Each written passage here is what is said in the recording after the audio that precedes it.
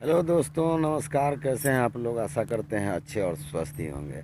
तो आज हम लोग आए हैं, जो सीम जो हम रोपे वो कैसा है वो दिखलाते हैं आपको। तो दोस्तों, यही है हमारा सीम का पौधा, आप देख सकते हैं। तो हम इसको लगा दिए थे कद्दू रोपने के ही समय में। तो कद्दू इसमें लगाए तो कद्दू सूखने लगा हमको। तो हम सोचे कि सारा सूख जाएगा तो समस्या बन जाएगा, जो कि कद्दू भी का भी फूल है इसमें, कहीं कहीं पर आप देख सकते हैं इसको। तो हम सीम लगा दिए थे। तो अभी सीम का पौधा इतना बड़ा हो गया है, देख सकते हैं आप। हालांकि इस पर कद्दू भी है चढ़ा हुआ। तो कद्दू का तो समय कम दिन का होता है, तो वो तो सूख ही जाएगा। तो सूख जाएगा, उसके बाद ये आपको फिर पूरा ढाँठ पकड़ लेगा ये। तो इसलिए इसको हम लगा दिए थे, देख सकते हैं। और पौधा भी काफ़ी विकास में है। लेकिन यही हुआ कि हम पूरे खेत में नहीं लगा पाए, यही थोड़ा प्रॉब्लम हो गया हमको। तो पूरा खेत में नहीं लगाए, लेकिन फिर भी जितना ही है उतना ही बहुत बेहतर है सीन। आप देख सकते हैं, इधर भी इसका है। तो पौधों का ग्रोथ बहुत अच्छा है। तो अब हम इसको जो है सो ज़मीन को तामू कोड़ दिए हैं, जो आप देख सकते हैं ज़मीन तामा हुआ है। तो इसके बाद अब हम लोग इसमें सारे जड़ को खुदिया करके गोबर डालेंगे।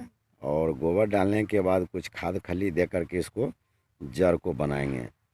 इसलिए कि अब ये ढाठ पकड़ लिया और समय इसको अब ज़्यादा नहीं लगेगा बढ़ने में।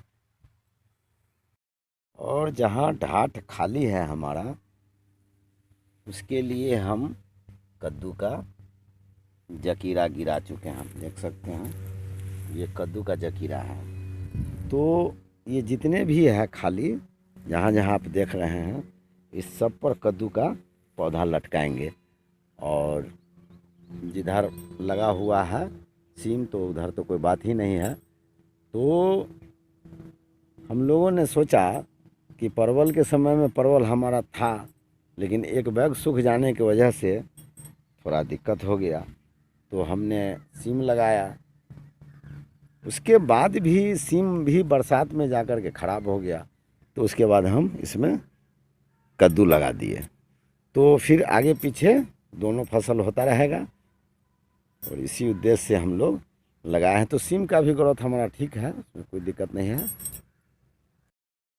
तो आपको हम दिखला दिए सीम किस ढंग का है। तो सीम तो हमारा सही है बिल्कुल। और इसका समय थोड़ा लंबा होता है और लंबे समय तक फलता है। हालांकि लतीदार जितना भी आपका फसल है वो सही है। इसलिए कि ऐसा होता है कभी कभी कि रेट कट जाने के बाद तो समस्या बन जाता है। और इस सब में क्या है कि रेट एक सीजन कट जाएगा, एक फसल कट जाएगा, फिर दूसरी बार तोड़िएगा, फिर तीसरी बार तोड़िएगा। इस तरह करके 19-20 रेट मार्केट आपको पकड़ा जाता है। लेकिन फूल गोभी आर का जो खेती है वो एक ही बार में कट करके ख़त्म हो जाता है। और आपको रेट गिरती में हो या उठती रेट हो, माने कीमत में मिले या बिना कीमत में मिले, तो आपको वो समस्या है उसमें। लेकिन लतीदार चीज़ में जो है सो कभी न कभी किसी भांज में, किसी न किसी भांज में 19-20 रेट पकड़ा जाता है। तो इसके लिए आपको ढाठ परमानेंट रखना पड़ेगा। ढाठ परमानेंट नहीं रखिएगा तो फिर ये नहीं हो सकता है। और हम लोगों को तो मेन मकसद परवल का रहता है, लेकिन परवल तो फेल 3 साल से हम लोग परवल में फेल कर जाते हैं। तो इसी तरह ढाठ लगाए हुए हैं तो थोड़ा समस्या है बना हुआ हम लोगों को। तो यही सब, कभी कद्दू लगा देते हैं, कभी सीम लगा देते हैं। परवल तो खैर परमानेंट ही लगाते ही रहते हैं। और अभी तो परवल का भी थोड़ा प्रॉब्लम लती का हो गया, इसलिए कि बरसात हुआ तो उसमें लती सब गल गया।